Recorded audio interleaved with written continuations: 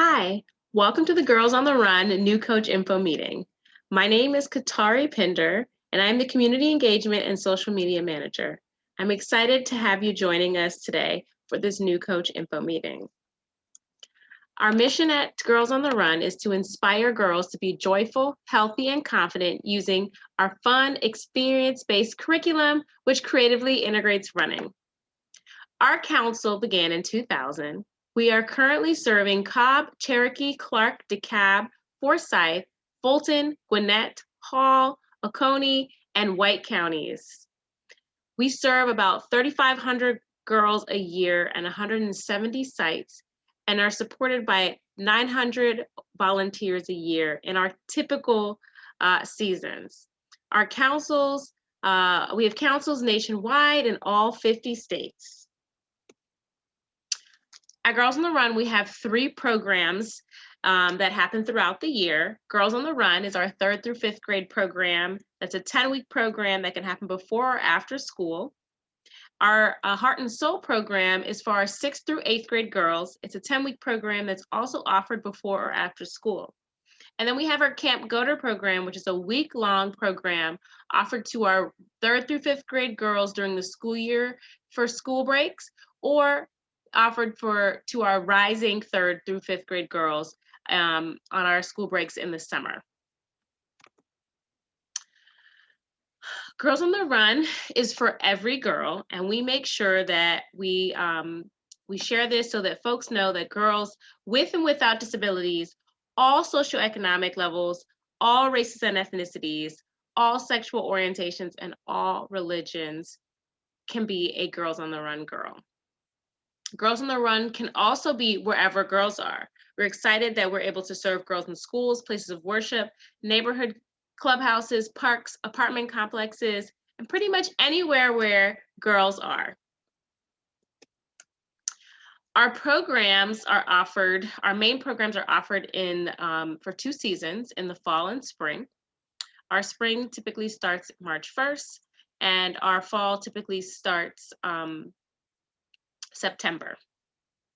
We serve girls 3rd through 8th grade, and typically our teams are 6 to 12 girls per team. It's going to be 12 girls max for our virtual teams. Just thinking about when you're in your virtual meetings and being able to manage and see everyone on the screens, we want to make sure that we're able to see girls at all times. And so for our in-person program, we are able to serve a max of 15 girls. The curriculum is made up of 16 lessons, which includes practices that are twice a week.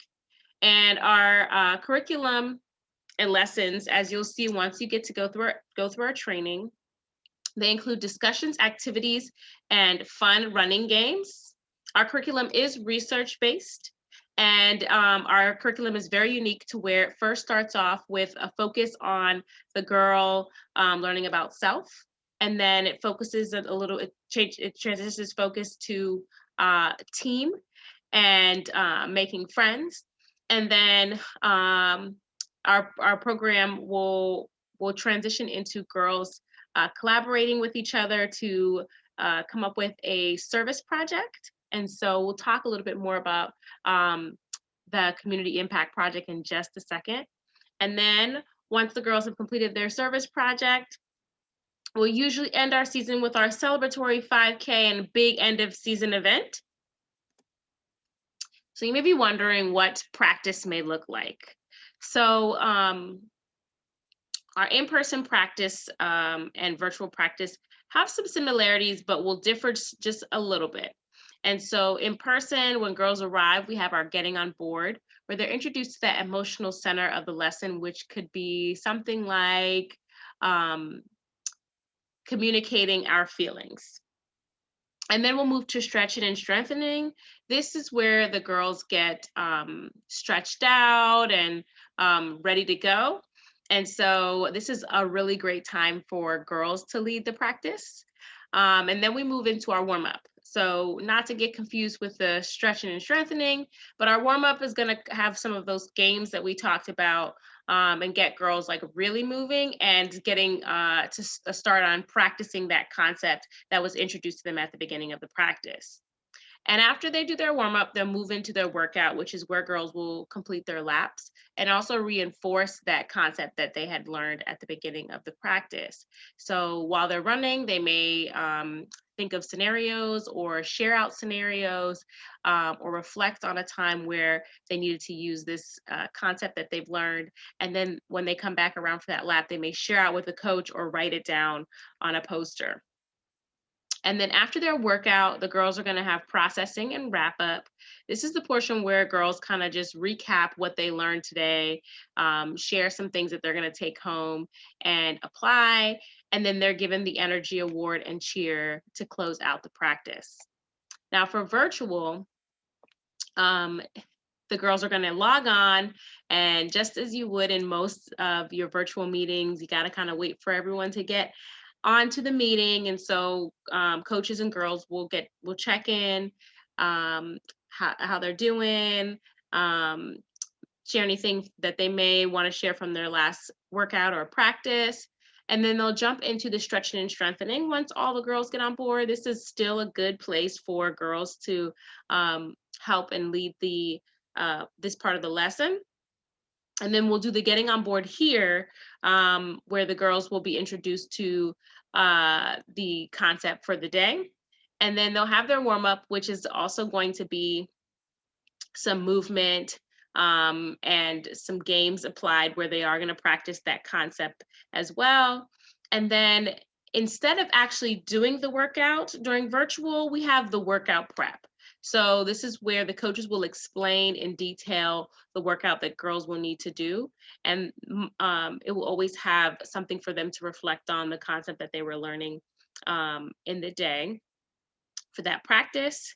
And then they'll do like a mini workout where girls will either do like their virtual laps where they run in place, or they may create a virtual lap within their space where they run away and come back, just to get in the practice of this is what we're going to do once you log off and find your space for your workout. Once that's completed, the girls and coaches will give an energy award. You'll learn a little bit more about our energy awards at our practice our practice lesson and during the training. It's a really special way that we reward girls for their personal growth. And it's really exciting because we're not giving them a physical prize. It is literally an energy award. So girls learn to understand that they don't need a physical or tangible prize when they do something well. We do have some COVID adaptations. So we have our virtual lessons for that mirror the in-person content. This is wonderful because if we do have to quarantine the team, we won't have to cancel practice. Girls can still meet virtually and still have Girls on the Run if they are in person and have to switch to virtual. If you opt into the virtual lessons to begin with, you will stay virtual. You won't flip-flop into in-person, but the in-person folks will have the option to do the virtual lessons if need be. Every girl gets a journal, which helps to maintain consistency of what they're learning in the practice and make sure that they have their worksheets that we typically would give right there and all together. So this limits the touch and transferring of materials between girls and coaches. We have some in-person adaptations where some of our activities now have had some changes to limit touch and to apply social distancing.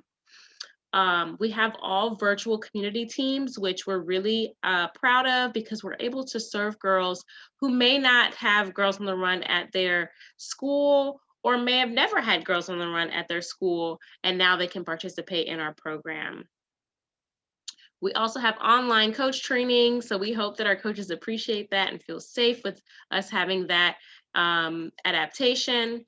And then for our 5K, we follow the CDC guidelines. Typically our 5K would have over 4,000 people at it. And so we haven't had our 5K for a few seasons now, but we've made adjustments each season to work with the new CDC guidelines as we get more opportunity to go back outside and connect with each other in smaller groups. So we talked about the community impact project a little bit earlier. And so the girls will collaborate with their team and they'll learn to compromise and come to a middle ground on a impact project that they would like to complete to support their community. And it is an amazing experience. So our coaches are typically a guide on the side and allow girls' minds to run wild and for them to come up with things that they absolutely want to do for their community. And then our coaches guide them to actually make this happen. We do have to sometimes reel them in. They may say they want to like save all of the kittens in the world. And so we will need to just help guide them to think about how they could make this happen within their community within the 90 minutes that they have for their practice, because the Community Impact Project is planned out a few of the lessons, but it's executed in one of the practices. All right, so if you haven't ever been to one of our in-person 5Ks, you're in for a treat when we are able to have 5Ks again. But based on the CDC guidelines, we've been able to have some small in-person site-based 5Ks and then virtual 5Ks. We've been able to host virtual experiences via Instagram. We've been able to have spirit weeks and spirit pop-up days that include cape making and happy hair tutorials where girls have learned how to braid their hair for 5K day. We've decorated our race bibs together. We've done fitness and exercise classes together. Had karaoke night to just gear up for 5K. And then we have our 5K day, which is usually the big day when girls get to complete their 5K run, or if they're unable to get outside and run, we do have options for them to keep them moving for the 40 to 45 minutes that it would take to run your 5K typically. So girls get medals, tees, t-shirts, they get swags. It may be sent in the mail to the girls if they're virtual, or the team usually picks them up. So it just depends on the size of the season and the CDC guidelines, but the 5K is absolutely magical. And you wanna make sure when you decide to be a coach that you're available for that day to be there to support your girls and be a part of that magical day.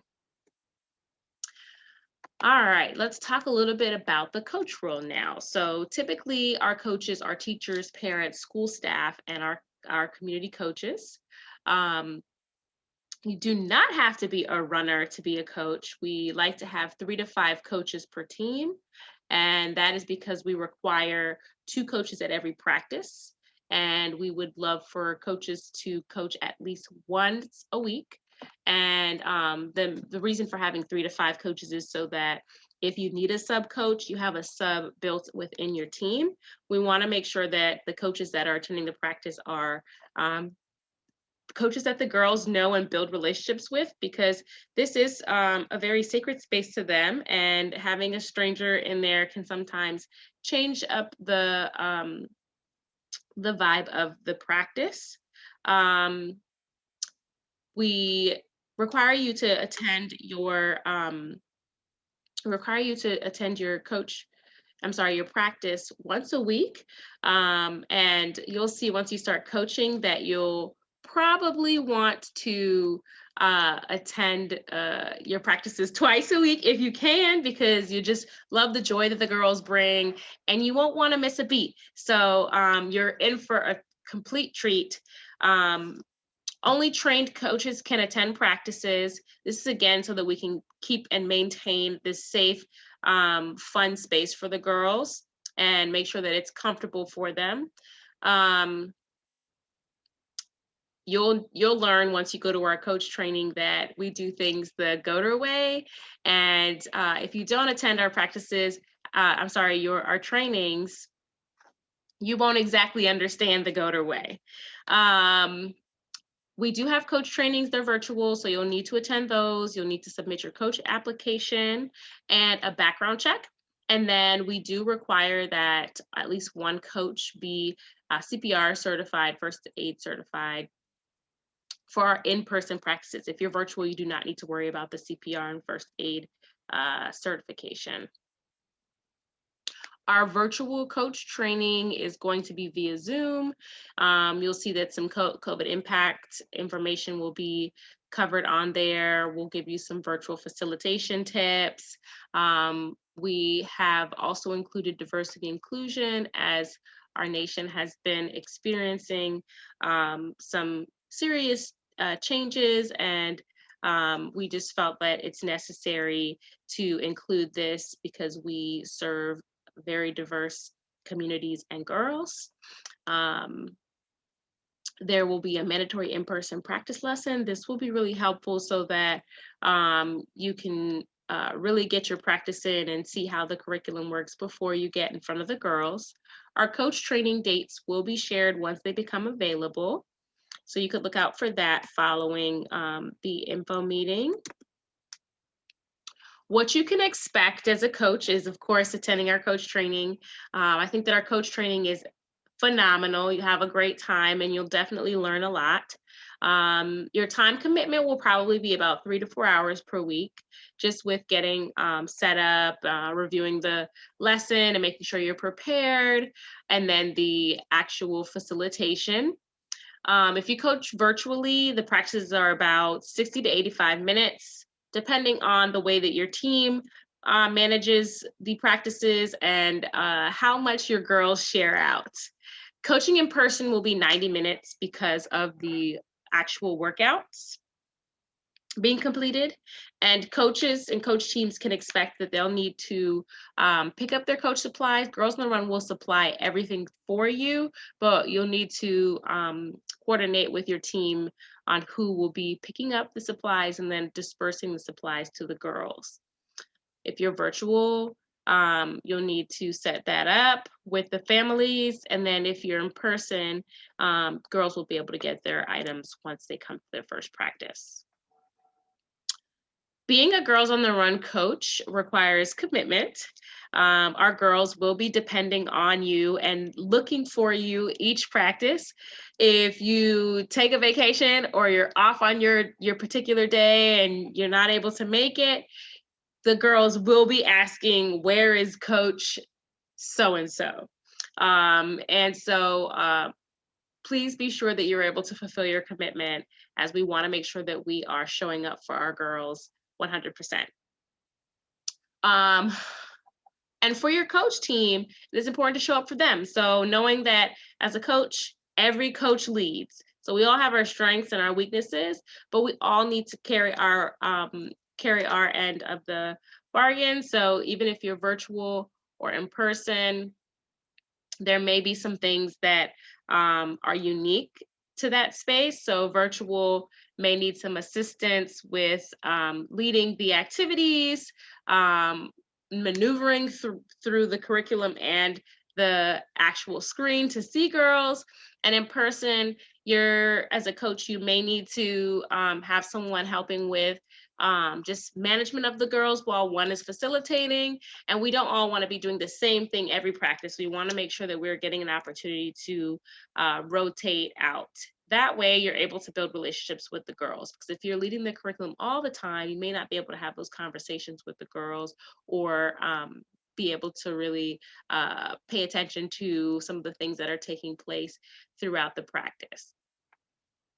And then the last thing about being a coach is energy, energy, energy. Of course, bring some great GOATer energy, but of course, bring your energy. And so we know that all of our coaches are not designed the same. And so just like our girls are not all designed the same, there's probably going to be a girl that can relate and just resonate with your energy. So make sure you bring the energy. If you're interested in starting a team, you'll need to attend a Start a Site info meeting. So that can be set up with the programs team. They'll give you all the information you need, but here's some quick tidbits.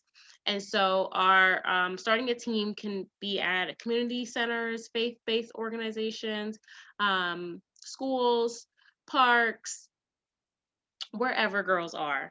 We just need to be able to provide a safe, dedicated outdoor space for practice and running, or you can choose to be 100% online. Once you get all of that in order, you'll need to identify 2 days a week that your practices will take place. And so when considering that, you want to think about your coaches, but also think about your girls in relation to getting out of school, and being able to actually log on and participate in the practices. So the next steps for you is to decide if you want to be 100% virtual. You'll need to make sure that you fill out your coach application. You can select please match me to a site or please match me to a virtual site only if you want to be virtual. And then one of the program staff will definitely contact you about getting you matched to a site. And then you'll need to make sure you attend coach training. And once you attend coach training, you'll be connected with your coach team and you will need to coordinate so that you guys can talk through what your site procedures are, coach roles, of course, get to know each other so that you can mesh well and you can get your team vibe together. And so if you you guys will also need to just decide which how communication is going to go for your team. If you need any support within your placement, if you're having any challenges communicating with your team or with your coach team, parents, let Girls on the Run know so that we can give you the support that you need. You guys are eyes and ears on the ground, and so we won't know if you have challenges if you don't let us know. So please know that we are here to support you. So if you need anything, please let us know. If you have any questions, you can contact programs at girlsontherun.atlanta.org, and one of the programs team member will get back to you as soon as possible. I want to thank you guys for joining me for our info meeting. If you want to keep up with Girls on the Run, you can follow us on YouTube, Instagram, Facebook, or Twitter. Our main channels that we use are Instagram, Facebook, and Twitter. And again, if you have any questions or need any additional information, you can reach us at programs@girlsontherun.atlanta.org.